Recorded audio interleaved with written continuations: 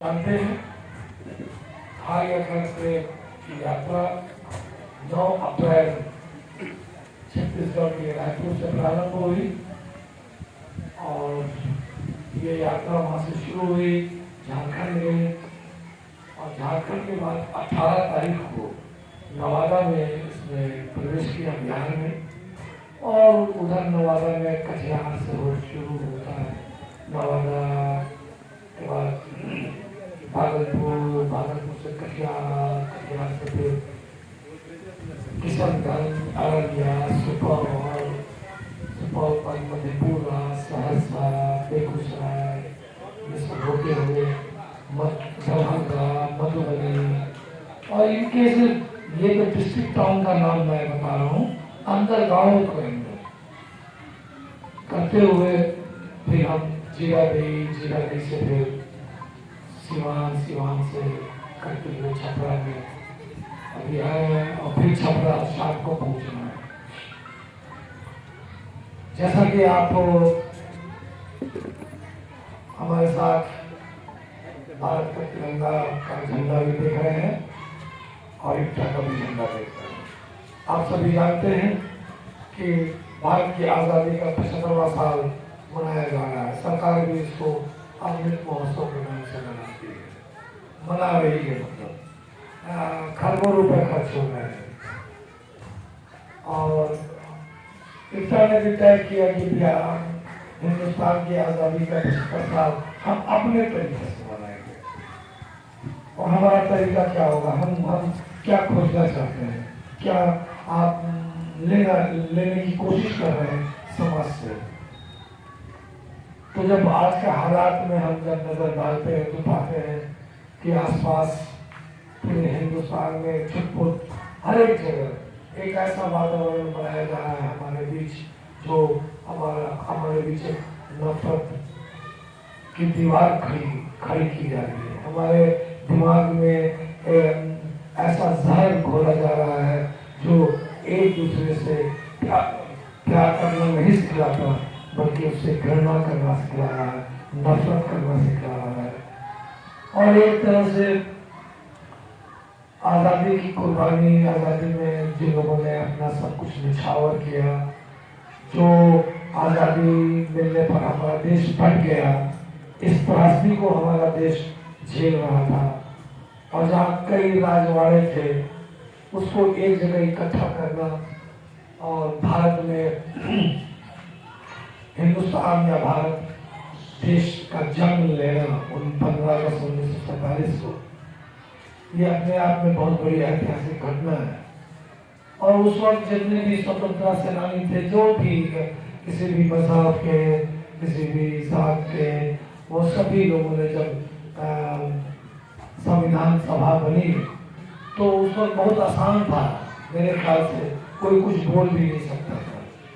अगर हमारे भारत के निर्माता ये सोचते कि जब मजहब के नाम पर एक देश बन गया है तो दूसरा देश बनने में क्या दिक्कत, बना देना चाहिए। लेकिन नहीं, भारत की आजादी की लड़ाई इस बुनियाद पर हुई नहीं। ये सिर्फ उस वक्त की सोच नहीं थी, ये सोच 1942 में या अंग्रेजों के विरुद्ध जब 20वीं सदी में जब लड़ाई शुरू हुई, उस वक्त की सोच ये नहीं थी। ये सोच बहुत लंबी सोच थी। 1785 में अंग्रेजों के खिलाफ पहली बार अगर विद्रोह होता है तो वो है बिहार का इलाका, जिसको हम आज झारखंड नाम से जानते हैं। और आपने बिरसा मुंडा का नाम सुना होगा, आपने सिद्धू कानू का नाम सुना होगा, जिसने खोलकर टक्कर लिया अंग्रेजों से। क्योंकि अंग्रेजों का तो लक्ष्य था ही कि वैसे खदान, वैसे जंगल कब्जा किया जाए जहाँ उनको एक पूरा धर्म धरती के अंदर रहा है। अब मजे की बात है, आज भी हमारी व्यवस्था उसी पर हमला कर रही है, उसी चीज पर कब्जा करने का पूरा प्रयास चल रहा है। और उस वक्त एक बड़ा शख्स हुआ था, कम उम्र का, 34 साल की लगभग उम्र होगी, उनका नाम था तिलका नजीर। तिलका मांझी ने विद्रोह किया और उस एक अंग्रेज अफसर को तीर का निशान बनाया और मार दिया उसको। इस विद्रोह, यह घटना 1785 की, 1857 से कितना पहले आप सोचिए, 85 और 57, अच्छा खासा समय था। तो उस वक्त ईस्ट इंडिया कंपनी का राज था, अभी विक्टोरिया का राज नहीं आया था। एक व्यापारी देश पर कब्जा कर रहा था, व्यापारी जो था वो देश को वो रहा, देश पर अत्याचार कर रहा था। तो 1785 में उनको जंगल से खींच करके, उससे पहले तिलका मांझी को लाया जाता है और तिलका मांझी को घसीट के लाया जाता है और पूरी जमीन खून से लाल होती है और भागलपुर के चौराहे पर उनको एक बरगद के पेड़ पर फांसी लगा दी जाती है। जिस जगह उनका खून टपका होगा, जो पेड़ बरगद का बाद में अंग्रेजों ने काट दिया, हटा दिया था कि इस निशानी को मिटा देना चाहिए, उस जगह इब्टा, भागलपुर इब्टा ने एक अभियान शुरू किया और नया बरगद का पेड़ लगाया था आज से 15-20 साल पहले। और वो बरगद का पेड़ आज काफी बड़ा है, जब उनको फांसी दिया गया था ठीक वही प्रतीक के रूप में वो जो बरगद है नया है, लेकिन उस बरगद को काट दिया गया। उस वक्त का इलाका है जिसको भी फांसी देनी है चौराहे के पेड़ पर टांग देना और फांसी देना, जिससे आतंक लोग डरे। और ये जो कुछ भी आप यहाँ देख रहे हैं, साजी विरासत, साजी शहादत, ये एक पात्र है जिसका नाम हम लोगों ने साजी शहादत, साजी विरासत की मिट्टी का है। मतलब इन उन स्थानों की मिट्टी इसमें इकट्ठा है जिन स्थानों पर हमारे पूर्वजों ने खून बहाया है। तिलका मांझी के उस जमीन की मिट्टी इसके अंदर है जहां उनका खून बहा है। वैसे सारे शहीद आपके बिहार के हो, चाहे दरभंगा के हो, चाहे छपरा के हो, बड़े जितने भी हो, अभी हम लगातार छठोगिरी के मतलब स्मारक से आ गए, वहां से मट्टी हमने की, हमने राजेंद्र प्रसाद के घर के आंगन की मिट्टी ली, भिखारी ठाकुर के गांव से मिट्टी लाई, हमने फणीश्वरनाथ रेणु के गांव से मिट्टी ली, दिनकर के घर के आंगन की मिट्टी से। तो पूरे देश की जगह जगह की मिट्टी इसमें इकट्ठा हो गई है।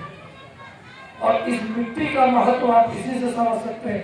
ये एक संकल्प है आज के दिन 75 साल में जब जलियांवाला बाग हुआ, तो उस वक्त पूरा खून से लाल लाल पूरी धरती लाल थी और भगत सिंह बगल के गांव में थे, 10 साल और 11 साल की उम्र थी।